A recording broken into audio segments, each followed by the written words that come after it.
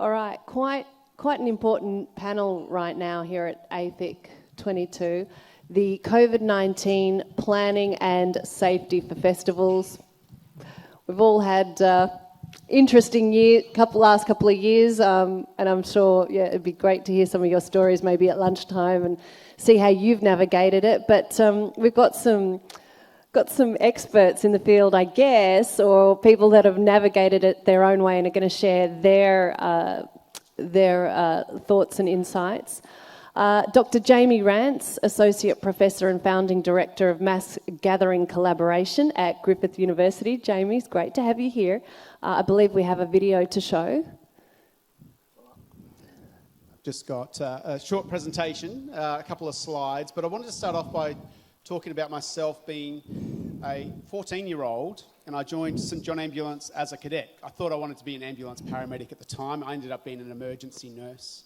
And as a 14-year-old, I was at a stadium, and a 86-year-old lady had a collapse on the concourse of the stadium. I was one of the first responders to her, and as a 14-year-old, ended up doing resuscitation on this lady at this particular event. From that point in time, I think it kind of shaped my interest in events and how they operate, and then how we, as healthcare professionals, can ensure that we have, one, adequate health services at events, and two, how we protect the community when there's an event on to ensure that we don't draw on community resources and deplete the communities of health services whilst you have your major events. I'll click the slide. First event I want to talk about, and many of you in the room might know about this, 17-year-old Holly Winter-Brown died at the Laura Rodeo. The coroner's inquest found that there was insufficient health support at this particular event, that there was communication mix-up amongst the people at the event, and an ambulance wasn't called for 10 minutes after she was having cardiac arrest and CPR performed. There was no defibrillator on site, therefore no one performed defibrillation on Holly. Now, for you that don't know, that these defibrillators which I'm talking about are found at swimming pools, gymnasiums, shopping centres, or whatever else. For you that don't know, the chance of survival, if I have a collapse on this stage here and you give me a defibrillator within 3 minutes, my chance of survival is about 70%. If you get it to me within 10 minutes, my chance of survival is pretty much zero. After that, it took ambulance and helicopters about an hour and a half to get to Holly, at which time they pronounced her deceased. Not adequate health services at that particular event for Holly.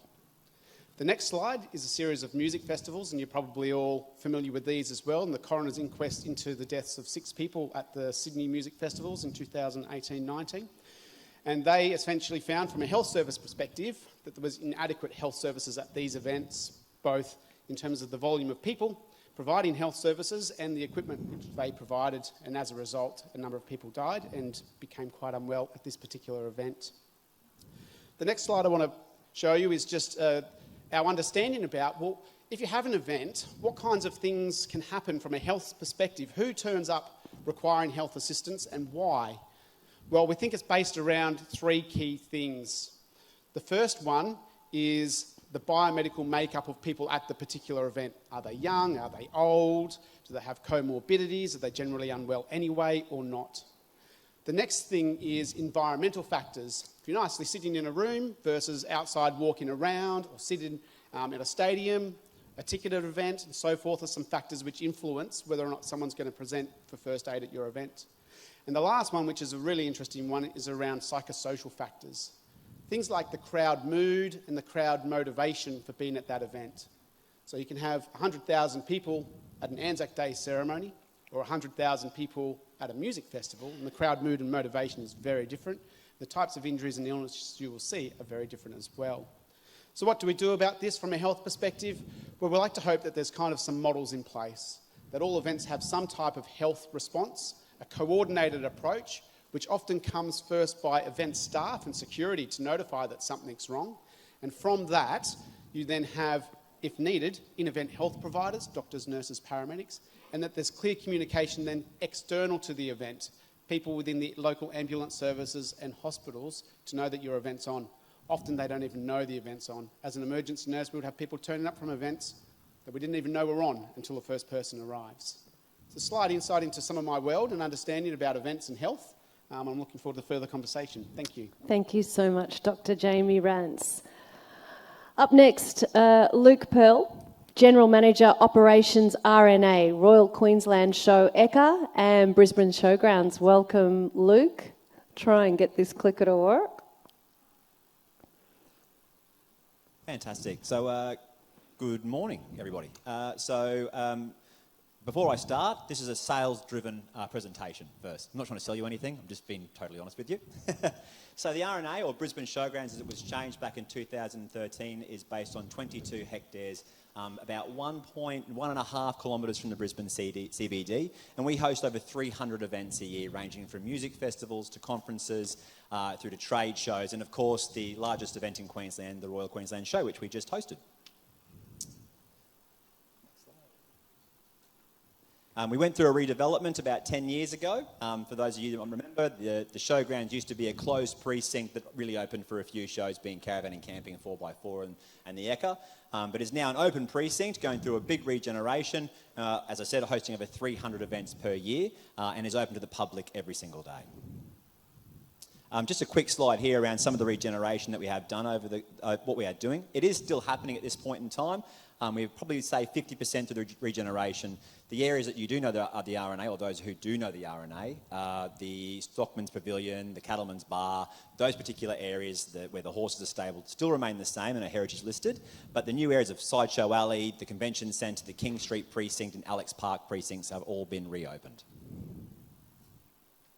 As said earlier, our location is very, very close to the Brisbane CBD, about 1.5 kilometres. So it's really good for us, especially for some of the festivals, to have that for transportation in, location and accommodation for some of those larger events that we do.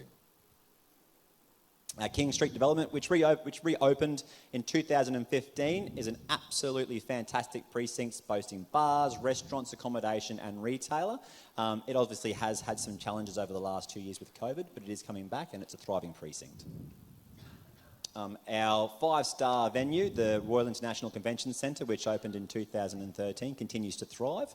I'm not going to go through all the sales pitch around the celebrities that have stayed. However, our point of difference is it's a boutique-style convention centre that you can book out for yourself, as opposed to, say, BCEC, which is quite a large and excellent venue. We had that point of difference. I'll just pass this in terms of our meeting rooms. There's no need to go into those. Our dining, our point of difference is because of the Ekka, we host all our competitions, branded beef and lamb, Queensland Food and Wine Show, cheese, yogurts, ice creams, and we then produce these on our menu, and this is then part of our point of difference for when we are putting our menus together for our events. Unique spaces, as I said, you can hold any type of event with us at Brisbane Showgrounds, from music festivals to your trade shows to your conferences, events. It is really a fantastic one-stop shop. And then I've got a little video, I think, here for a precinct. No? That says no? Okay. Computer says no. No, I don't know. Last slide. There we go. Thank you, Luke, and welcome Jason Holmes, Managing Director, Asia Pacific H2 Insurance Solutions. Great to have you here. A little bit about what you do, Jason. Okay, I've turned that on. It's working. That's good. Yeah, g'day. Good to be here. Just a little bit of history, no slide presentation from me. You get that after lunch in the full insurance talk, because I know you're all so excited. Insurance is the favourite subject of everyone. Even Thea mentioned it in her speech. Yeah, so we'll open up some broader discussion after lunch. But just a bit of my history. I finished school in 1995, rehearsed on the Monday and Tuesday with a band, because we're going touring at the end of the week to spread some love to the regional communities that following week, around Christmas time. So I had Monday and Tuesday rehearsing. Wednesday was my first day I was ever going to sleep in, and that didn't happen. I got a phone call at 8 o'clock, which said, you dropped your resume into us last week. I told you we didn't have a job. Something's come up. Can you come in, tomorrow? I said, I can come in today. This is 8 a.m. and by 9 a.m., or he'd said, come in by lunchtime. I said, no, I'll be there by 9 o'clock. Ran up, had a shower, jumped on a bus into town, and I spent nearly 10 years with that company. It was called Aon. Some of you may have heard of it, a big international broker. I then broke away from that international broker and went to a smaller one because they were too greedy. And then I left that one and went out on my own in 2007. And then here we are today. In 2019, I sold to a international firm, the Lloyd's brokerage in London, and that's the company we are today.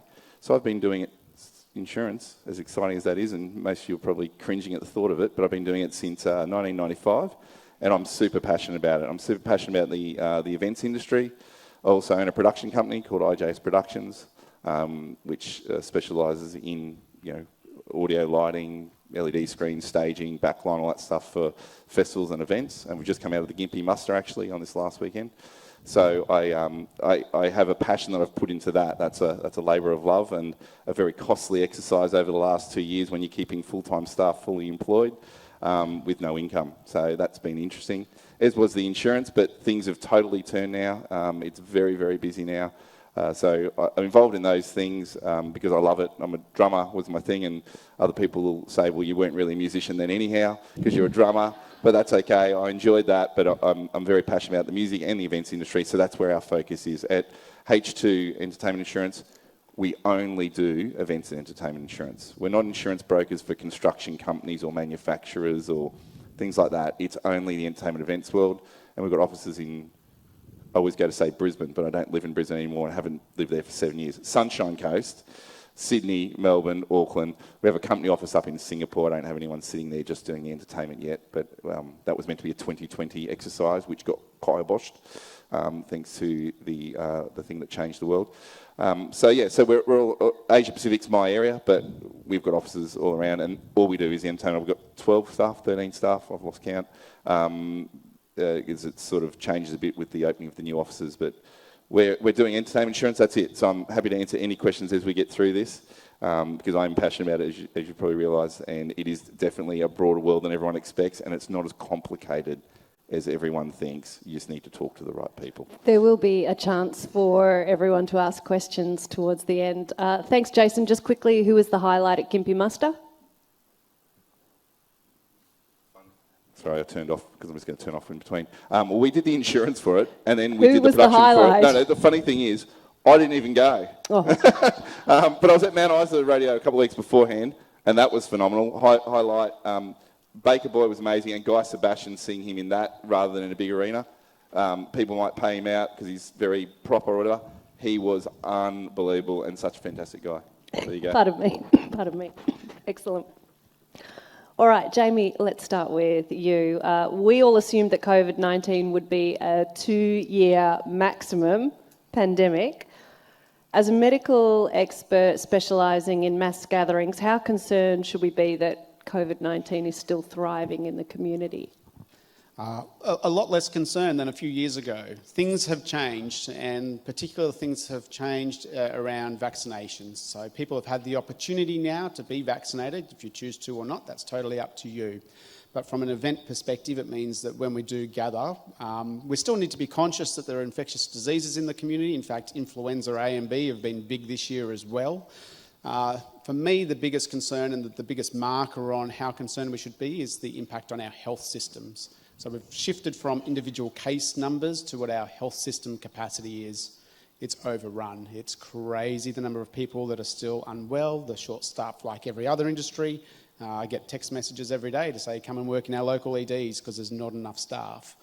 So should we be concerned from an event perspective? I would like to think that some of the legacy stuff that we've done during COVID still exists today to try and prevent infectious disease outbreaks from events. They were happening before COVID, gastro and other types of things anyway. So, be concerned, but not alarmed. All right. Jamie, you founded the Mass Gatherings Collaboration in 2019. What started this and what benefits has or does it bring to the industry going forward? This was a good idea back in November 2019, right before COVID happened. The idea of this is bring together events and health. Coming from an events health perspective myself, I realised that events people don't talk health, or very few do, and very few health people talk events. So the idea of the Mass Gathering Collaboration was an independent, to some degree, place where people could come together and discuss events and health. So it's out of Griffith University. It's a not-for-profit. The idea is that we just have people from the local public health unit, ambulance, hospitals, event organisers, and so on come together and talk about event and health issues. Do people glaze over when you say health and events, or are people genuinely interested, or is it something we have to embrace more moving forward? The problem with that I touched on earlier was around some of the governance of events and health. Often event organisers and councils require you to tick a box to say that you've got event health people there. There's very little governance about what that actually means beyond that tick box. Event health organisers are not all the same, and their level of governance is not all the same. What they can provide is not all of the same. So the idea that we can have one kind of tick box for all just doesn't exist anymore. We need to move beyond that. There needs to be better understandings of the health risks from events, and event organisers, I think, have a part to play in understanding what that risk is, just like they do every other risk that they're talking about. Okay. Now, you also provided consultancy to the World Health Organization on mass gatherings, which led to the development of Queensland's industry framework. Sorry, everybody. For COVID-19 events. Tell me through about that. Are they likely to continue and be used in the capacity going forward? Yeah, so a couple of things you touched on. So there's about 15 global experts for mass gatherings that consult with the World Health Organization, of which I'm one. So we did some work to develop risk assessment tools and guidance for WHO, who then use those for things like FIFA, NBA, Euro Cups, etc., etc. Large religious festivals like the Hajj and so on. So they're still in practice today in some of those contexts. They became some of the founding guidance for a number of countries that just don't have the same expertise and support that other countries like Australia might have. So it's a lot for low and middle income countries that was developed for in particular. Here in Queensland, I led the Queensland Industry Framework for COVID-safe events with a number of government and other agencies, which was a good learning curve and a really fast time frame of about a month to pull that together through various consultation with as many event organisers as we could, local councils as we could, government agencies and other key stakeholders. So apologies if we didn't get around to everybody through that consultation period. Again, I think there's some aspects of that which are still relevant today around event design in particular, and ways in which we can move people through festivals and events to ensure that we've got adequate egress and access for emergency health services, where you might position people, simple things from a first aid perspective to have designated spaces. And often event organisers will like to put people, health in a particular space, but it's not the best space to respond from. So it's working together to decide where that best space is, but also having space that if someone becomes unwell, you can isolate them from the rest of the event and have ways to adequately move them out of the event. And again, having communication with health so that they know that the event's on. All right.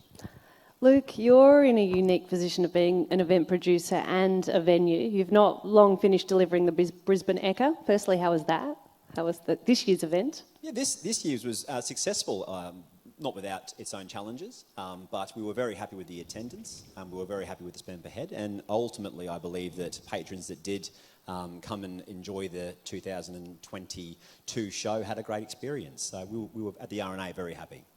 You mentioned challenges. What kind of challenges did you face? So the continual, and very sorry, Jamie, but some of the rules around the framework, which have eased, but obviously the isolation challenges with people that test positive to COVID remains a challenge for us and probably for everybody when running an event, because if people go into quarantine, we're unable to actually run that show. So for us, we had contingencies, plans in order to make sure we could actually run those shows, that if key personnel were to go down, that we could continue to run that show successfully. The second being due to the turnover that we'd experienced in the RNA. We were very lucky at the RNA. We didn't close down during COVID. We continued to work.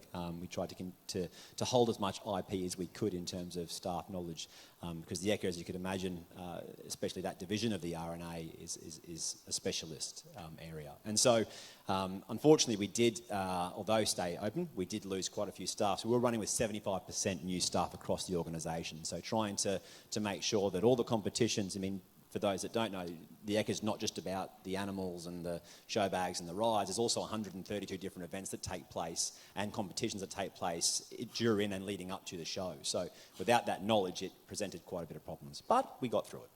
Talk me through the drive-through approach, a planning approach that you've taken in previous years. Explain that to me. Absolutely. So in 2020, we decided that we would not run show, as it would not be viable nor safe for us to do so. So we cancelled the show ourselves. In 2021, the Ekka was cancelled about 5 days prior to opening, which was heartbreaking because it was built and ready to go, but we decided that we should do something. So we opted to run a pop-up drive-through inside Show Alley where we would sell Dagwood dogs and strawberry ice creams. We weren't quite sure what would happen, and we were saying prior to, oh look, I think maybe we'll do maybe 800 ice creams a day, and we were averaging 4,000 a day. So Queensland came out in their droves to support the RNA, which we really appreciated, but I would much prefer to build, run and do the Ekka than do that drive-through ever again. 4,000 ice creams, that's a lot of ice cream. Have any of these approaches fundamentally impacted upon the future and planning and delivery of the Ekka? Yeah, absolutely. So, I mean, last year when we were still in the throes and regulations were still quite stringent, we had to go out and figure out how we were going to run the show. At the time, there was no regulations on the amount of persons in an outdoor area, but there were still restrictions on how many people you could have in the indoor venues. And those that know the RNA, we have indoor and outdoor areas. So in order to combat the per person per square metre, we were going to invest $250,000 into a green light system where cameras were doing count in and count out at our indoor buildings. And that would be, from 0 to 70% capacity would be green, 76 to 90 would be orange, and 90 to 100 would be red. And if we were in a red zone, we would have a team of ushers go from building to building that were on call that would set up a queuing section and then do a count in, count out process. We also transitioned away from cash at the gates and was only pre-book your ticket, so you couldn't book a ticket at the gate. And we also made patrons book for a particular day. So you couldn't just buy a ticket and turn up when you felt like it. We needed to make sure we knew capacities were right. And so from that, we have decided that we would continue to not have cash at gates and that you must pre-book your tickets and nominate a particular day so we can then best prepare for occupancies across grounds. We will not be doing the $250,000 count in, count out process again. But apart from that, that's really where we're at.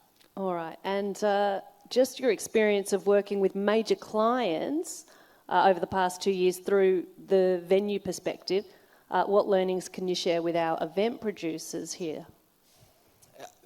It was a very challenging time, I think, for producers and organisers, especially with some of the, and Jamie, I feel like I'm picking on you here, but some of the regulations that we had, and I'm certainly not. The only health guy, but, I think ultimately, right now we're in a really good position for events and festivals to come back. Consumer confidence is high. People want to come to your events. Spend per head is up. It is a really promising and great time for us to be running these events. But what I would say is just, be aware of some of the challenges that are out there around staffing, around some of your clientele in terms of getting your equipment out there. There is challenges everywhere. There are shortages, and because of that, the costings are going up. So just be prepared that, if you haven't run one since we've come out of COVID, go back, check your numbers, check what you used to do, and try and speak to some of your colleagues that have run, because there are certainly some new challenges that we haven't had previously. All right. Thanks, Luke. Now, Jason, you've been involved in event insurance for about 25 years or so. How did the COVID-19 pandemic affect the insurance industry? Yeah, well, many of you would have seen in the news when it first hit, there was a lot of talk about major events being cancelled, and the one that highlighted in the news was Wimbledon. And then the fearful one that they were all worried about was the Olympics. Now, the Olympics still ended up going ahead in a very different, I don't know, what you call it, like just a different scenario of how it played out, because they wouldn't let people in. It was all about the teams coming in, and it was all about media. But the biggest spend on insurance for the Olympics and the cancellation of the Olympics is to do with the media, because it's the showing of it around the world, and therefore the sponsorship that attaches to that. Because if they can't show that around the world, then where do they get that money in from? And it's all the sponsors that are paying for all that money. So that was lucky that actually went ahead in the format it did, because if it didn't go ahead, the insurance industry was in a lot worse space. But even Wimbledon, they'd been buying that communicable disease cover for a long time. I can't remember how many years it was, what the statistic was, but I think it was about a $40 million loss. But what people don't realise, there's a lot of other things we don't hear about. There was an equine event, I think it was in Singapore, somewhere in Asia, that got cancelled. It was about a $60 million event. So there's things around the place that were just getting knocked out. Us here locally, just a couple of hours down the road, we insured Blues Fest. Now, it had pandemic insurance. It's been out in the public eye, so stuff I can say these days. But it was around a $10 million loss due to that they had that cover.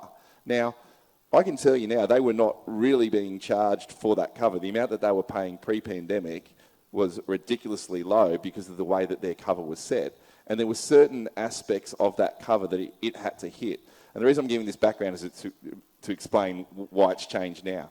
So the background to that cover was it needed to happen within 30 days of the event. It needed to happen within, it might have said, they use obviously London language sometimes, so it goes 50 miles or 80 kilometres. So 80 kilometres, it needed to be within 80 kilometres within 30 days, and it needed to be a pandemic by the World Health Organization. Now, there are a lot of things to make sure that you hit for it to be a claim. I remember having the call on, got to count my days back now, that was Wednesday the 11th of March, because I was in Sydney. I can remember exactly where I was when I got this call. And there was a lot of questions about, hey, we need to make this claim, what's going on? I'm like, stop. It's not a pandemic yet with the World Health Organization. And we had SARS, and that was never a pandemic, that was an epidemic. So, mate, there was X amount of people who died in that. We're only at the start of this. There's not, massive death numbers at the moment. This isn't going to be a pandemic. I'm like, just calm down. Let's wait till we've got all the things lined up. Go to bed that night, wake up the next morning to go to NTEC, the technology exhibition. And as I wake up, the first thing that's on my phone on Apple News was World Health Organization announces COVID a pandemic. And I'm like, oh my goodness, are we on here? And we are on. So the first call that morning is like, yeah, we're on, let's go. So if you look at where are the cases, you have to be within 80 kilometres. How far was the Gold Coast Hospital from the Byron Bay Blues Fest site? It was I can't remember exactly what I worked out, but it was like 70-something kilometres. I'm like, well, you can say the infection's there, so that ticks that box. It's within 30 days, and it's now a WHO pandemic thing. So there was pretty stringent conditions about how it had to be for you to be able to have that cover. There was other covers that weren't as extensive as that, which is general communicable disease covers available, and we offered it. Typically, like we do a lot of conferences and exhibitions, like this type of thing, and it was offered on every quote. You can buy back any exclusion in a policy, but communicable disease has always been an exclusion. But it was always offered to buy back. No one ever bought it back, other than one company, and that company was the conference for the Communicable Diseases Association of Australia.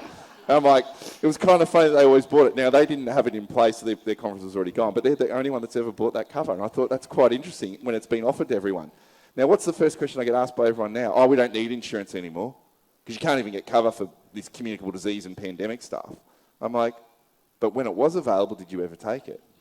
No. It's like terrorism. Terrorism's readily available. Some people now take it religiously. They always take terrorism insurance. Others just like, we'll just take the bit of free cover we might get on the side of it or whatever else. But is there going to be more terrorism? When's the next big thing? Like, who knows? We don't know where it's going to be or when. But you also don't know when the next storm's coming or the next, anything. There's so many things that are out of our control. So with COVID and pandemic, communicable disease cover has kind of sailed along the way for now, and insurers are like, we can't insure for something that we know that it already exists. If it already exists and it's a problem, mind you, I think we've come well through COVID now, and I don't think we're going to see cancellations due to COVID, and that's more of a health thing, and I'd be guided by that. So I think we're going to see less cancellations due to lockdown for COVID, which we'll answer in some other questions coming up. However, if you could have a performer, like if it's a concert type series thing, you could have an artist that gets it. And we've seen quite a few covers where we'll be covering the event or the tour, and the artist has contracted it. There's no cover, so they have to shut down that event, and then they have to either postpone it for a number of days, or they continue on the rest of the tour after they've had their 7 days isolation. And then they get back on the horse again, or they can then wait to do that show, or they come back later in the tour, or they just go, that show's not worth coming back for the cost that it takes to get back there. So communicable disease, it's definitely changed. It's not available now. There's inklings of things that might become available or parts that you might be able to get, but typically at that higher end level, communicable disease cover for for the time being, is gone. I'm glad you mentioned Blues Fest because from my perspective, where I was, it seemed they got dealt the worst blow ever 2 years running. And of course, last year, they were shut down on one COVID case? Yep. That didn't eventuate to anything else anywhere else, which is what the worry was, that it was going to eventuate. Hey, if there's one case out there now, you're going to host this and you're going to be a super spreader and you're going to... And again, that would impact the health system, right? I'd love your thoughts on that. Was that an overreach? I mean, one case shuts down an entire festival, and it was effectively 4,500 people that didn't get to work at that festival that particular year. The thing that we've seen from events is I don't think we've actually seen in the literature or anywhere scientific that's actually linked outbreaks to any events. When you look back at some of our outbreaks across Queensland, the largest peak that we had here was actually a week or two after Christmas and New Year, where people were just gathering in their homes and out in the community doing whatever they were doing. So it was an overreach, basically. Well, I didn't say that, but... I'm going to say it. I'll say it. So, yeah, I don't think the events, particularly now and perhaps even then, are quite the same risk that they were early on when we didn't have an understanding of the disease and we didn't have in place immunisations and other strategies to limit it. All right. Jason, you participated in the Victorian Government's 2021 inquiry into the impact of COVID-19 on the events industry. As an event insurance specialist, you were also asked to provide advice and guidance to the inquiry on what solutions may be available from an insurance perspective or ways that we can keep events open and not shut down for one COVID case. What outcomes from this inquiry can you share with us? Yeah, well, the inquiries are inquiries. They're government things. Everyone has an opinion, and sometimes not what probably needs to come out of it comes out of it. But a lot of that talk was about how do we keep events running and how do we then provide them support knowing that they can be funded to be able to know that they can go ahead with events. So if they were planning an event and looking to go ahead, why would you want to run an event if you were going to get shut down by the government last minute, like Blues Fest did with that one case? So the idea of this scheme or facility was to be able to get events running and give the confidence to the market that you could run your event. And if you were to run your event, you know, if it couldn't run, if it was government cancellation, you would be reimbursed. So out of it, they did bring a thing into Melbourne. I can't remember the name of the one in Melbourne. What was the one in Melbourne called? Can you remember, Chris? No. Event Savers, the New South Wales version. I can't remember the name of the one in, but it was through the VMIA, the Victorian Managed Insurance Authority, and basically you could pay a premium to protect your event up to, you know, whatever number you listed, and then in the event of it being a government lockdown, and it wouldn't be if your artist got COVID and your artist couldn't perform, it was all still about the government. It was about a government lockdown or regulation change or a capacity reduction. You can only have 50% to your event now, so we'll give you 50% of your revenue back because you can only have 50%. We have to limit your capacity. So that's what came out of that one. New South Wales did something slightly different. They did a thing called Event Saver, but it was for different size events, whereas the Victorian one was for every event of every size. I think it had to be over $20,000, so it was quite a low threshold to any event. In New South Wales, it had to be, festivals were over 10,000 people, so it's actually quite big, but once you stepped out of the ring of Sydney, the next ring out, I think it was 5,000, then if you went out regional, it became 2,500. So they stepped it out because obviously smaller events as you got further out. Or also major or large conferences or exhibitions could also do it, but there was a threshold of size. And with theirs, again, you didn't have to pay a premium, but you had to show that you had things in place to how you ran your event, and including that you weren't just relying, how do I word this? People thought that COVID was the only thing that could cancel them now. So people were like, I just want insurance for COVID. Well, you can't get insurance for COVID because it already exists. So, but what are you doing about protecting your event from everything else? So the New South Wales government with Event Saver would say, you need to show us that you're protecting your event for every other cause, because we're not going to back you if you're not willing to back yourself, because anything else could happen too. So you had to show that you had other, normal insurance in place for event cancellation, and then you would put that in with your application, and then you could apply for the Event Saver. But you had to apply for it. It was not a given that you could automatically get it. So you had to apply for it, and in the event that you actually end up getting approved, you would get back 90% of what your costs were. So that one was far more complicated. But the Victorian one, it was really interesting with the parliamentarians, and any parliamentarians or government peoples in the room, they all have their own agenda, essentially. And people in here necessarily wouldn't because they're working for the government, but these politicians actually have their own agenda of who they're peddling for their own community or their own party or whatever it might be. And they started quizzing me and going, well, shouldn't the federal government do this? Because obviously Liberal are in federally, Labor are in Victoria, so they're just trying to play a bit of a blame game against each other. And I said, that would be awesome. If they did it and it covered everywhere, that'd be great. And anyone could put on an event anywhere and have access to these funds if it couldn't go ahead.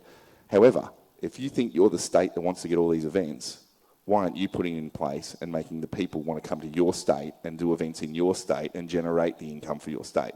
So if you're going to put your money where your mouth is, you get it done and make people be willing to put events on in your state, and that's how you'll get attract the events to your state, because people can take that risk and know that they're protected. We'll talk about the National Events Insurance Scheme in the UK, Jason, in just a moment, 2020 and 2021. But Luke, from your perspective, I'm sure you've dealt with a lot of politicians, certainly here in Queensland. The current Arts Minister, Tony Burke, made an election promise that he would implement a National Events Insurance Scheme. From your perspective, just with what you do on a day-to-day basis, what might need to happen for this to occur? What would be best practice in your point of view? I think a lot of it was covered just before, but I mean, the reality is it's about bringing confidence back to the organisers. I think that's key, isn't it? Confidence. It's the confidence to run and your consumer event. confidence. The consumer confidence to turn up is there. I can't speak more about that. You know, we've run this year from festivals to 4x4, Ekka, caravan and camping, dinners. People are selling out, and the spend per head is up. It is up phenomenally. Like, I'm talking for a music festival, not just a couple of dollars. I'm talking between $15 to $30 per head in a festival.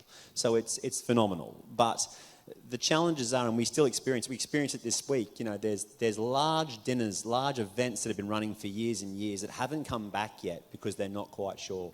And the reality is they're not covered.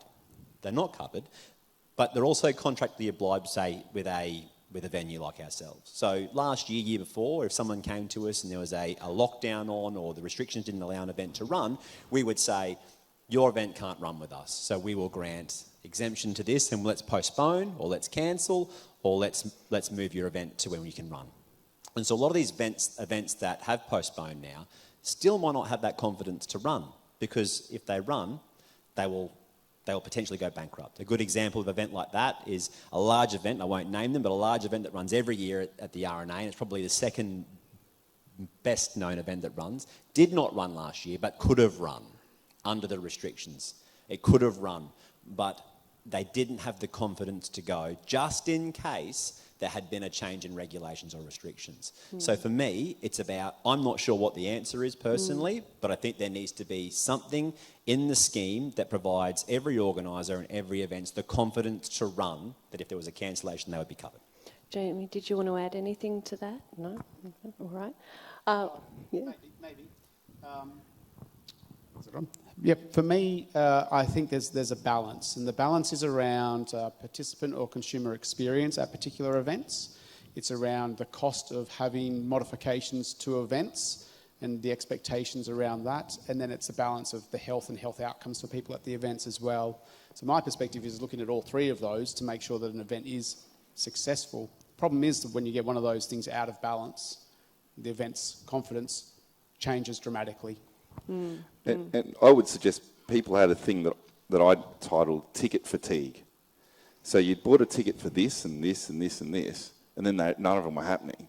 And so then you're holding on to these tickets wondering, is the show ever going to happen? And as they start coming back, all of a sudden, you could have all the events that you were going to could end up being all on one weekend, or two of them could be on one night, because you don't have control over that. They're with different promoters, they're different artists. And people didn't want to hold more tickets until they had been able to use the tickets they held. They're like, well, I already hold these tickets for these events. Why am I going to go and buy another ticket for another event? Another classic was even recently with Kiss coming to town. It's a big tour, it's a big concert. And until they arrived in Melbourne, it's a really big tour and it's selling really well. But I know for a fact that the last of the Melbourne shows, 2 sold out, and then there was a third show. The third show was maybe a bit light on, but as soon as the guys landed and people knew they were in the country, they were doing a bit of promo, they handed out an AFL ball at an AFL game, everyone's like, this is on. And they see the footage of the guys coming down on these stages that come down, the fireworks going off, and then he's on a thing going around the stadium, and the event safety guys would be loving that, watching people go over the top of the crowd, just as the liability insurance guys love it. But people started seeing that on social media, and that's where social media can have a big influence. And people are like, I need to go to that show. This is the last chance ever to see him, and it looks awesome, and it does. So then that final third show, sold, and that's what happens. People need to see that it's actually happening before they want to buy tickets now. Well, I just know from running very, very small events myself in Melbourne, just music events at bars and clubs. I put on an event with the Leaps and Bounds Festival, which is part of City of Yarra. Last year, it was a big Leaps and Bounds Festival, great grants from the Victorian government to incentivise musicians again and artists and get live music happening. And we shut down the day before we were due to kick off. It was a 14-day festival. It was ready to go, shut down the day before due to lockdown in Victoria. My event was the one that was going to be kicking off with the media and the politicians and the gala event, and that was just devastating. As we'd sold for my particular event, we'd sold 200 tickets. So that all the money just stayed in escrow and just accumulated until this year. We sold another 100 tickets for this year's event, which thankfully did go ahead. However, we only had 200 people through the door. So somewhere along the way between last year and this year, 100 people still held on to their tickets, didn't return them, but just didn't show up when it came time to. And my other experience was putting on a gig of very, very well-known 90s bands who were very Triple J dominant in the 90s, and putting it on in Melbourne at the Northcote Social Club, selling tickets to the event very, very poorly. Like, I was just losing sleep over it, just thinking no one is going to come to this 3-band event of really well-known names within music circles. And it wasn't until, it's like the KISS phenomenon, it wasn't until the day before the ticket sales just went through the roof, and thankfully the walk-ups happened. But you are literally sweating it out, and I'm sure many of you feel the same. It's one of those things where you're just thinking, where is it? Yes, people do want to go out, but there's also that reticence to go, well, I'm not sure if it's going to happen, I'm not sure if I want to go or not, or even if the band is going to turn up. Or are people worried as well that, hey, what happens if I've got COVID? I can't go and I don't get my money back because I've got COVID, so then I've lost that money. So I think there's that fear of people as to what their life is and what they can actually do as well. Do you just want to tell us about the National Events Insurance Scheme that the UK implemented in 2020 and 2021, an overview of the pros and cons of this scheme?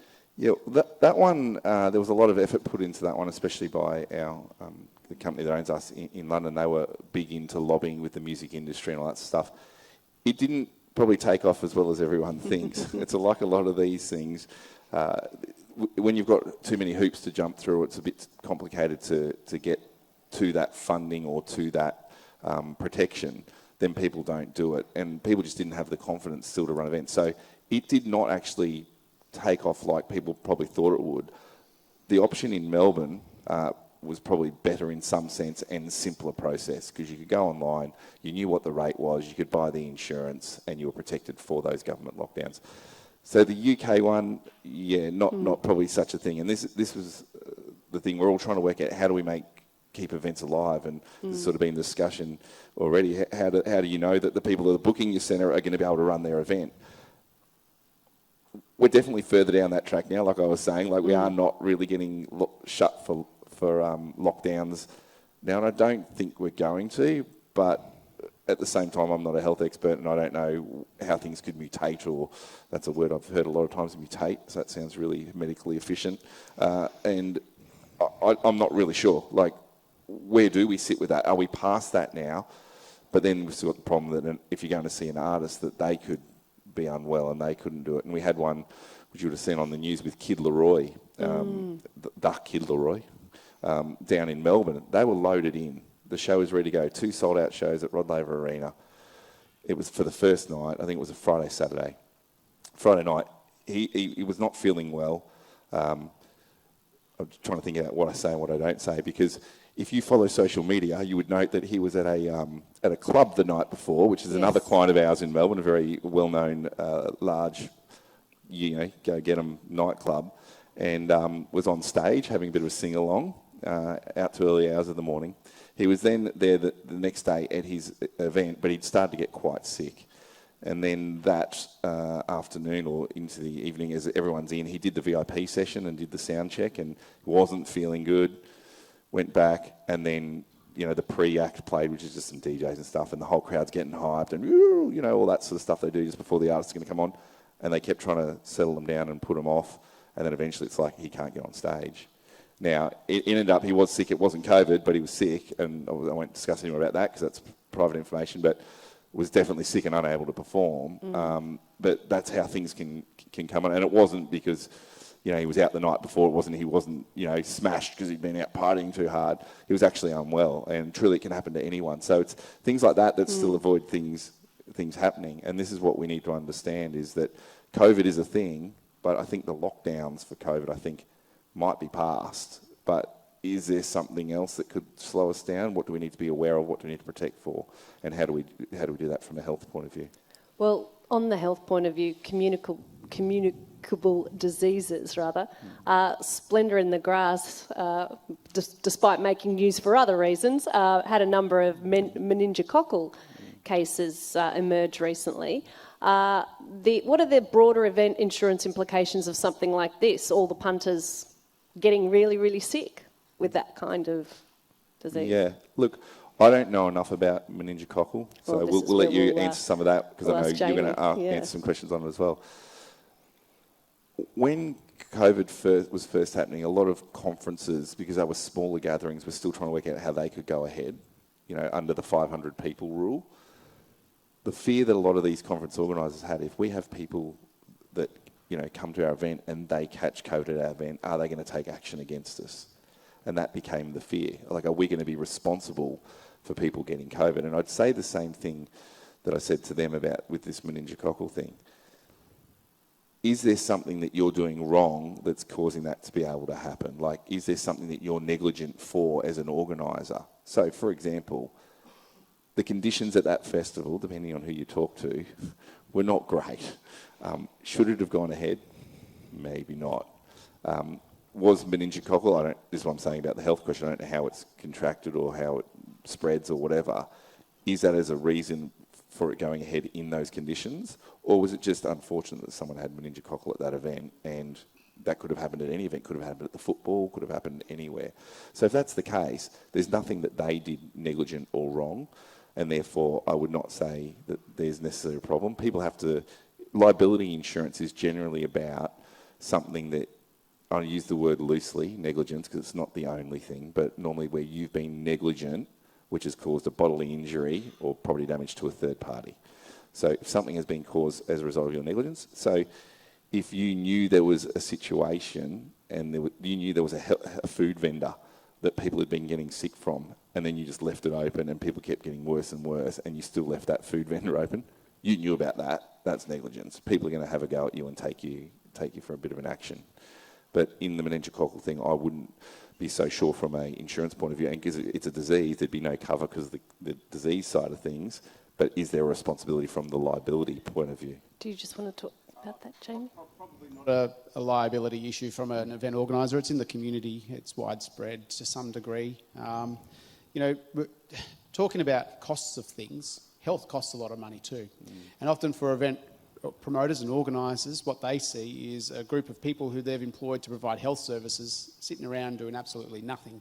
You're like, why did I spend all of that money for health providers and they're sitting around doing absolutely nothing? But it is for when things go wrong, and perhaps they need to have a higher place in some things around surveillance of infectious diseases. So even the example of things such as poor food handling resulting in gastro isn't necessarily communicated well enough to event organisers in a timely manner. And they can start to pick up patterns of things that are going on at an event where people are becoming all injured from the same ride, for example. But if you've got multiple people over multiple parts of the event, they're not all putting these pieces together. So I think there's some opportunities around technology advancement so we can start doing some surveillance activities around that. And there's some people in the audience today who are in this space a bit more around the tech side of things, but to better understand the immediate real-time health and wellness of events, and therefore what can we do as event organisers, promoters to limit or close down or whatever steps need to be in place. I think once that happens, they've probably got more of a responsibility, but at the moment the surveillance aspect's very difficult. I might just, Luke, I want to grab from you your top 3 takeaways for our audience here today. What's something you'd like to leave with us just from your experiences of the last Absolutely. 2.5 We've talked about years? it quite a bit. You know, consumer confidence is there. So, you know, people are going to turn up to your events. That's definitely there. Collaboration with your local governments. You know, go for the funding, back yourself. It's there. I've seen many events get back off the ground from cancellation, going out and getting grants and getting that support to get back out there. And then just planning. You know, the field that we're in now is very different to what it was 3 years ago. You know, staffing, rules, regulations, it all is very different. But if you do your planning right, work with the venues, work with local governments, work with all those people that are involved in your businesses and your events, you can run a very and highly successful event. Jason, what would you like to leave us with before we open up to questions? Yeah, I think like what you're talking about there is like costs have gone up, and it's not, you know, people talk about insurance because they don't understand insurance, and they go, oh, it's hard to get insurance. Oh, costs are prohibitive. Go and try and sort out some of your other costs. The costs on everything have gone up, and you can't tell me there's not one industry that's not facing labour shortages. I know there's a labour company here, but getting labour for events, getting labour for production companies, events are struggling. Like we met with a client yesterday who was involved in a large event that had, I think, 500 staff, it was, booked for the event. They ended up with 273 or something by the time people started leaving and walking off and all that kind of stuff, because it was too hard for the money. Like, people don't want to, some of the younger generation, don't want to work as hard these days. The ones in the room here do want to work hard because they're in this room.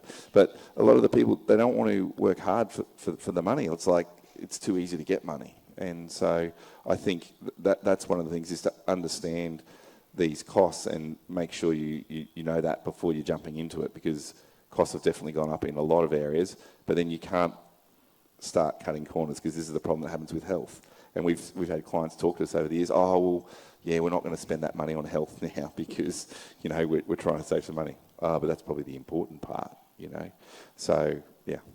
And Jamie, would you like to make a final comment? Yeah, my final comment would just to reiterate what I've said about the intersect between health and events, that if you're hosting events, I think you've got a responsibility that you've got adequate health services for the people at the event, but also morally, ethically to the communities in which the events are being held, so that you're not drawing on health resources external to the event. Fair point, fair point. Thank you very much to our panellists, Jason, Luke and Jamie. Much appreciated. I know we have a lot of people from other states and territories, across the country, of course. Would anyone like to make a comment or share some insights into what's been their experience in dealing with the pandemic and COVID and your events in your own state or territory? Would anyone like to volunteer? How you handled it, how you navigated it, how you didn't navigate it.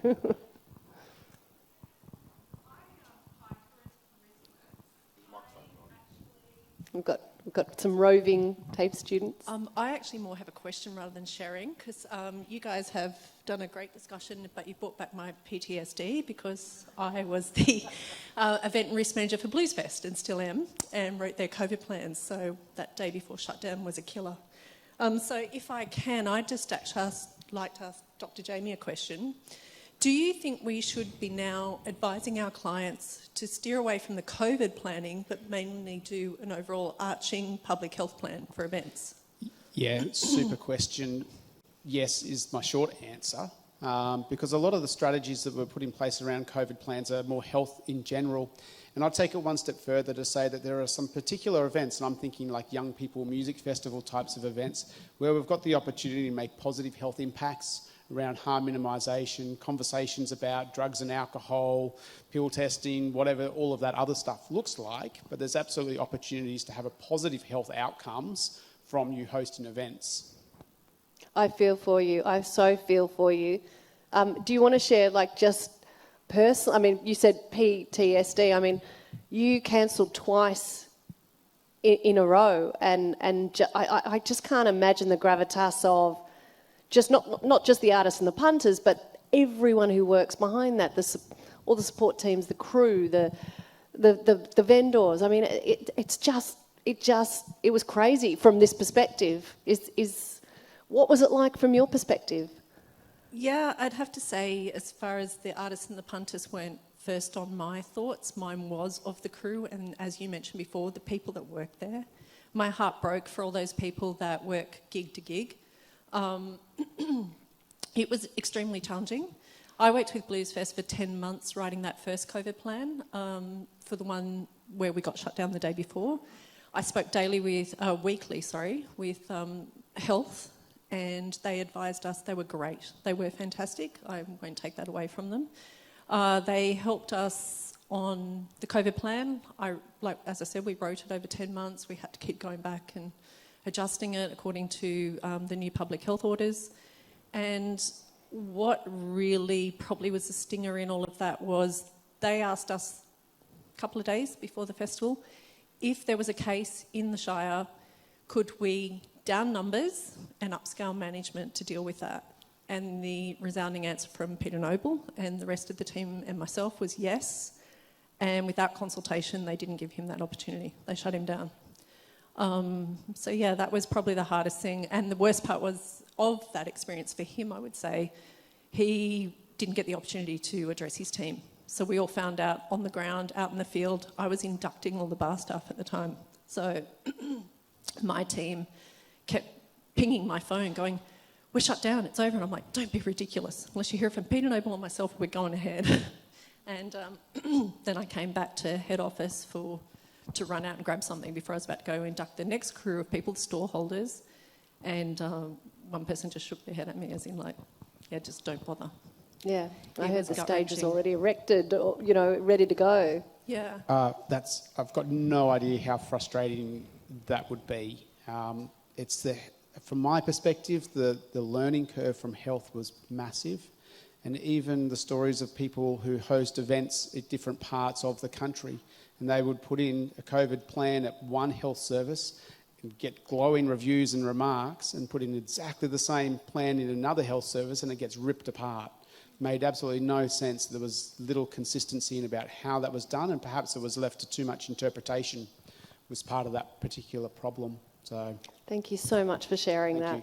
Thank you. If I could just add one thing there, the conversations now have turned away from COVID. There's no talk around COVID for festivals. There's 4 music festivals that will be taking part in the R&A by the back end of this year, and I'm talking 35 to 50,000 people. And there's been no consultation with Metro North, who is our division that we deal with. There's no conversations around COVID. What the conversations are now around is with the other governance of your event, so Olga, the councils, but also a new focus on well-being of patrons. And so that's one thing to keep into consideration. The stress of COVID, what would you do if someone had it? It's not about the closing down, not about mitigation, just what measures are put in place for the well-being of your patrons, which I think is a positive thing. And on that with Bluesfest, the amazing thing is that this year, it was not looking good. It was not looking good, not because of COVID, but because of weather. And there was some stressful calls going on around that time as well. But the most amazing part about that is what Peter has done with that site and is doing right now. If you check out what they're even doing right now, and it's worth going and have a look, because they're about to do the artist lineup, but announce the artist lineup. But what they've been doing with the site is doing even more with it. I went this year just to go down and just see how things were going. And I was pleasantly surprised after the amount of water that had gone through that site, how well it held up. Yes, there was some patches that were a bit muddy. Yes, I took some old shoes. I didn't take gum boots.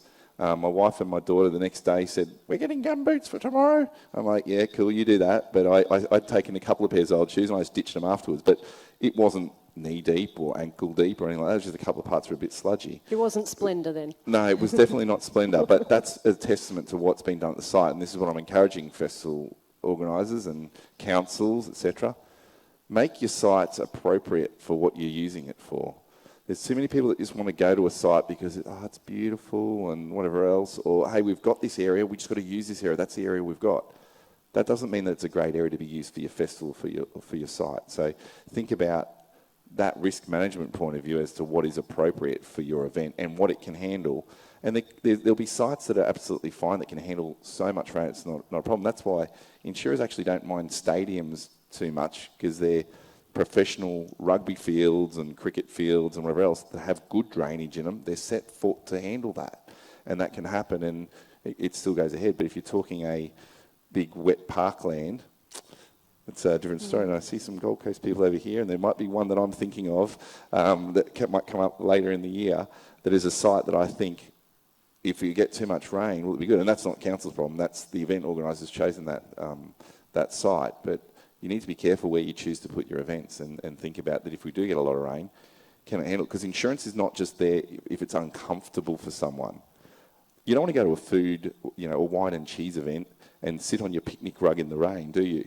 But that's not necessarily a dangerous thing. It's not a risk. It's not a reason to shut the event down. It's just uncomfortable for the patrons. And insurance isn't about protecting for the uncomfortable. If it is, you need to work out the statistics of rain. How many days does it rain in the month? Oh, it rains 10 days in that month. That means there's a 1/3 chance that it's going to be uncomfortable. So if your event was a $100,000 event, 1/3, 33,000, that's it. There's a 1 in 3 chance of raining, but then you need to add in administration costs and claims costs and other things. How much do you charge for it? 50 grand to insure a 100 grand event? No one's going to ever take it. So you can't really insure just for being uncomfortable. It's there in case it's dangerous. But massive credit, and obviously I deal with Peter and Nadia and all that crew quite a lot, and just an amazing job to see how something could go ahead if it was planned correctly and had the site right. So that was good. It's great. Do we have some questions for our panel? Yes. Can we grab the microphone? Kia ora. Thanks very much for what you've had to share today. It's been very enlightening. And I'm not sure if you are able to answer this question, but I'm just curious around costs. So observationally, we're seeing that as a result of COVID, event delivery costs are increasing across the board. New site designs and layouts, more staff, different ways of managing the event to ensure they are safe for patrons and staff alike. I'm just curious whether you have observed any sort of consistency in the percentage increase of event budgets. Like, how much have event budgets gone up from what they used to be? And have you seen a change in the percentage of contingency budget that events are now planning for? Anywhere between 25 to 40% increase, depending on the event that you're running. To give you an indication, a simple event, say we're running in our convention centre, say give or take a gala dinner for 1,000 people, which is a very simple event to do. We have all the equipment, we have the infrastructure, everything is there. What we don't have is the staff. And so the average cost increase to run an event for 1,000 people is $7,000 just for staff.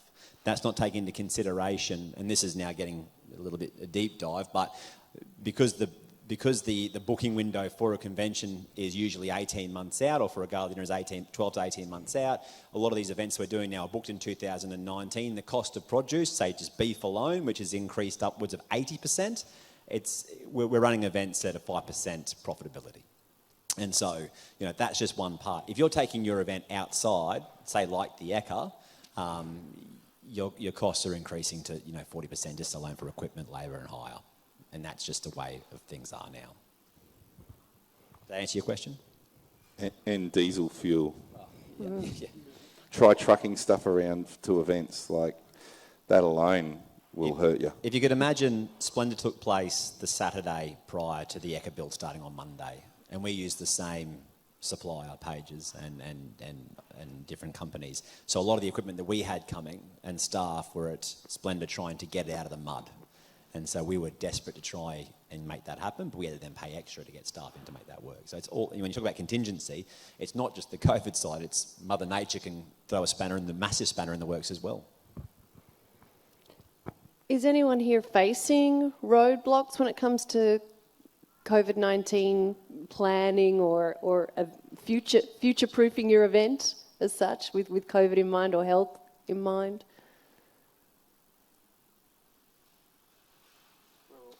Everyone's over it. Everyone's over it, Had yeah. enough. Yep. Do we have some more questions for the panel? Yeah, mine's directed at Jamie and probably the others. I'm from New South Wales, and I want to pick up a point that Jamie made earlier where he said, we didn't even know the festival was on. And what that leads me to think, if we have some lessons to learn from COVID, are we properly examining the health impacts? In New South Wales, for example, events are being promoted outside cities and towns, into regional areas and the like. And I can see a situation where it's not a big event, so it doesn't have a hospital. You put 1,000 people in the back of nowhere for a 20-person hospital. Are we looking at those sorts of impacts beyond the site? Which raises the question, who should make the approval? And are we going to get to a point where some local governments might say, we only want 4 events, we only want 1,000-person events, and we don't want them every weekend? So do we get into events strategies at the moment, which are as many as we can, as often as we can, as big as we can? Do we have some coming back from that process? Yeah, good question. I'm doing some research at the moment which is looking at about 700 major events and destination events across Queensland and pulling apart all of the ambulance data and emergency department data. So we can try and work out which events are high risk and which ones are not in terms of impact on our health service. Other states or territories across the country have just all gone, music festival, high risk event. I don't think that's necessarily the way to do it. So I think it's a lot more complicated than that. The rural, metropolitan, the number of people normally in your city versus the number of people coming to the event, and some of those other characteristics which I spoke about before are going to contribute to what's a higher risk event. I would like to see just that better communication between events and health, and whether that's just liaised through government and councils who are doing the approvals anyway to provide a list to health to go, this is what's happening. Don't necessarily think we want to create too many more steps to solve problems, because that just creates more problems. So we need to come up with some simple solutions around that. It's not necessarily the big events. Health knows that they're on.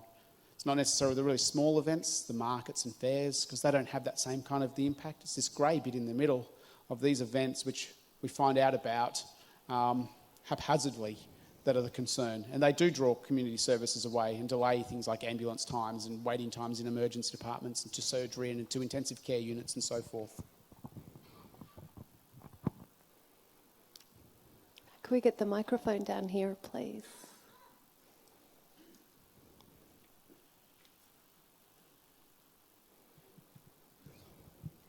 Thanks. My question isn't, or my comment isn't about, it's a question, isn't about COVID, but having worked on outdoor events nearly all my working life, the weather patterns, you don't need to be a genius to work out that they're changing, and the Splendour in the Grass episode was, I think, probably just one of, what could be many, many more to come with rain and weather patterns that we've never experienced before.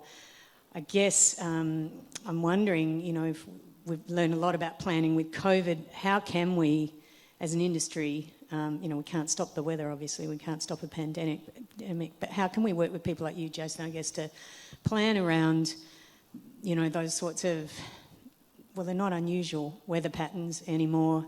I always used to say, if it rains, but now it really rains, particularly working out of Sydney and New South Wales. And I think it's something that, a lot of us working in outdoor events are getting really troubled by, bushfires, rain, etc., etc. An open question, I think we don't discuss it enough, and I think the last 2 or 3 years have really proven that we need to start thinking about it a lot more and working with our insurers and others to work out some way of mitigating that risk if we can. Yeah, some of this stuff we talked about in my session after lunch, but one of the things, like I was just talking about before, is how you're selecting a site. So selecting your site, I think, is important. Certain sites can take more rain than others. The problem is now that the bit just under the soil is so wet and has been for so long that it doesn't handle much. And, we had events earlier in the year where they would drive like a Manitou on and it would sink a foot into the ground. and because it was just so wet and it was just struggling with all the water. So when will it dry out? So one thing is that the insurers are looking for in particular is how you're selecting your site, knowing that there is definitely going to be more rain, like La Nina, however you want to pronounce it. A lot of people are saying that, yeah, it's here again. And insurers are concerned. There's a bit of talk about it because they're seeing obviously all the media and then they're getting weather reports and they're getting all that sort of stuff. But then also is there ways of protecting your event? Like Blues Fest is a great example of that, the big tops. So even if it is raining, your music's still going ahead as long as the water's not flooding through under your feet. But then again, that's all about how you design and your setup of your event. So there's a few events that we've been talking to are now saying, hey, we've got this main stage, but what we're going to do is probably put it into a big top. There's another major event that's going to happen in Sydney that's normally in a park. I can't quite announce it yet. We had the discussion yesterday and they said it wasn't announced yet, I think, didn't they? Yeah. So they're going to move it to a different location where they've got a park that's outdoors, but they've got indoor options for other stages. And if there is a major problem leading into the event, they'll move the outdoor stage into an indoor area as well. So there's things that some organisers are thinking to pre-prepare for that. But some events aren't the same if they're indoors compared to being outdoors. And I'm a lover of event outdoors, but then there's something I love about some of the intimate indoor events. Sometimes when you see an artist in an intimate indoor entertainment centre or arena or theatre compared to seeing them in a massive football stadium can be totally different things. But then at other times, on a beautiful night, there's nothing better than being at Brisbane River Stage or at Hota in the outdoor area as you're watching a show. So the long and the short answer is with insurers is they want to see that you're doing something about to mitigate your risk. And what are you doing knowing that the weather is that bad? What are you doing to try and show that your event will be able to go ahead? And is it ground protection as well and things like that for those outdoor events? I think a positive out of COVID stuff was the fact that people who were normally in competition with one another were talking. And they were talking about, well, what worked for you? What did you get over the line? How did this happen? How did that happen? Don't know how we can share more broadly legacies around resilience for events so that we can all combat these types of unforeseen disruptive events now being more foreseen. But I think there needs to be a greater link in with the event industry and festival industry about some of the legacy stuff. And it's interesting you mention climate and natural disasters. Of course, I think about the Falls Festival at Lorne 2-3 years ago, obviously, which was affected by the bushfires. They had one day of festival before everyone was cleared off at Lorne and campers were told to go home. It was just too risky to go ahead. Did you want to say something? And that's interesting. You brought that up in your conversation about bushfire. To understand the broader insurance market, that is a bit more complicated, but as people we deal with don't have to worry about that. That's something we do in the back end. But a lot of risks will have a lot of syndicates, what we call Lloyd's syndicates, and they're the insurers. So on something to cover one festival might have 10 insurers on it, each taking 12.5%, 5%, 7.5%, blah, blah, blah. And that fills up the whole cover. There's one insurer in particular, though, there's a really strong insurer and a really important lead on a lot of events that we need. And sometimes we can't use him now, depending on the client, because over in California, he will not cover wildfires in California, the same as in Australia, bushfire, total bushfire exclusion, no matter what. So we can't use that insurer. He has quite a big capacity line as well when we do get him on events. But if you're anywhere out of the middle of the city, then bushfire could be a realistic problem for you. There was one in Australia, not South by Southwest, because I always go to say that because that's the one Thea talked about, but one called Southbound, which was in Perth, south of Perth. Years ago got cancelled because of bushfires and people couldn't get in and out because of that. So that caused that to get cancelled. Lost Paradise was meant to be in December 2019. We met with them. The bushfires were, obviously you'd all remember, bushfires were absolutely decimating Australia at that time. And we met with them and worked with them with the insurer to cancel it a few weeks out because they just realised, the emergency services it's that bad, we cannot guarantee you any emergency services support for your event. Then from a health point of view and all that stuff, it became too risky to have the event. So bushfires is another big thing, but there's certain insurers that are going, that's not a risk. And we're going, well, it's so wet now. We don't have bushfire problem anymore. It's so wet. And they're like, yeah, well, it's too wet now. We're not going to insure you because it's too wet. So it's that fine line of not sticking one thing up and to problem on another. But yeah, the bushfire thing is definitely an issue for some people and more for some than it is for others. Yeah. Thanks, Jason. We can take one or two more questions before we break for lunch. Yes, you, sir. Mostly for Jamie, you were talking about how you're analysing the medical needs of 700 events in Queensland.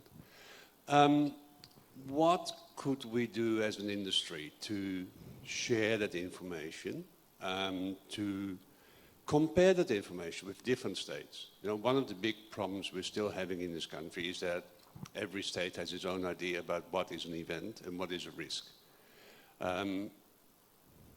Is there anything we could do to create a database of, okay, this type of event, this demographic, this size needs? Yeah, absolutely. There's some stuff that's happened in, as you probably know, in other parts of the world. The UK has purple and green books and whatever other colour books to try and do this, but a lot of that stuff around generating an understanding of risk is from expert opinion. It's not based on evidence as such. So the only way that we can develop a better understanding of this is to develop the evidence, and that is by people sharing what's happened. Simple things. It could be so simple as how many people became ill at your event or were injured at your event to start off with. We don't even know that broadly across the country. So then event promoters and organisers will engage a health service provider and say, can you provide health services? They'll turn around and go, yeah, you need to have a doctor, nurse, paramedic and 5 first aiders. Oh, I can't afford that. Can we do something less? I will just have a doctor, nurse and 3 first aiders. And they kind of end up somewhere in the middle. You go to event to event to event and it's so varied. We need to come up with some consistency, some guidelines to protect, again, the health, but also the cost implications for event organisers, because it could just blow out to be ridiculous, which just doesn't make it worth it either. So partly I think that's up to the people who are providing the event health. They're the ones that have that information to some degree to come together and come up with some ways to do that. So I'm keen to work on that kind of activity for sure. And like one question I have is like user pays police service. Like, we all pay taxes, and yes, I understand that there's a cost to it, but the cost of user pays police is phenomenal. I don't know, for some of the event, and Pete Savo, I know you guys get whacked with it massively. Like, what are we doing? I don't know. From a government perspective, how does it seem to you guys at RNA as well? Previous life prior to joining RNA, I used to work in hotels and then used to run the hotels at Olympic Park, so the Pullman and Novotel and the Ibis. And so on event days when the football would be on, you know, whether it be Bledisloe or State of Origin Grand Final, we would extend the brewery bar out onto the road and enclose an area. Now, in order for us to get that licence extension to those areas, we would have to go and consult with the local police, the licensing police, and they would say, for say 5,000 people, you require 75 security guards from the moment the event opens to the moment the event closes, plus 8 user-paid police. But you run a 40,000 person music festival based on our licence at RNA, which dedicates that you need 1 guard per 100, 1 guard per 1,000 for the first 7,000 people, X, Y, Z. You probably only have about 75, if not less, guards for a music festival versus a small area at the back. So there is inconsistencies across all our states about running events, which are different levels of cost. I mean, user pays, I have no idea how they come up with that number these days. And I can tell you now, it's based on the event, because what R&B Fridays might have versus what my Hallucinate might have a Wildlands, what like a Vivid might have had, they're all very different. Same with medical, you know, and this is the challenge that we do have, and these are things you need to be wary of, is that as this wellbeing focus continues, you're not being told, and I'm not sure what the rules are in other states, but right now in Queensland, you know, you need to make sure you have a provider. Great, tickets done, and it is a tick box, but you might have an event that has a full triage centre set up properly in the right area next to a gate where an ambulance can come in and come out, and we are quite lucky at RNA where Royal Brisbane Hospital's across the road from us, so that's great, but you still need to have your medical triage there. Next week might do another festival, and it literally might be in a little room with 2 people for 40,000 people. There's no way that I can understand how these are decided. And sometimes that's paid for by the event organisers, and sometimes ambulance will turn around and go, geez, that's going to impact our ambulance services, so we'll pay for something to be in the community nearby or at the event itself. And even within health, there's no consistency about how that happens. I think we might leave it there. Dr. Jamie Ranse, Luke Pearl and Jason Holmes, thank you so much. They will be roving round for a bit, so feel free to ask questions during lunch.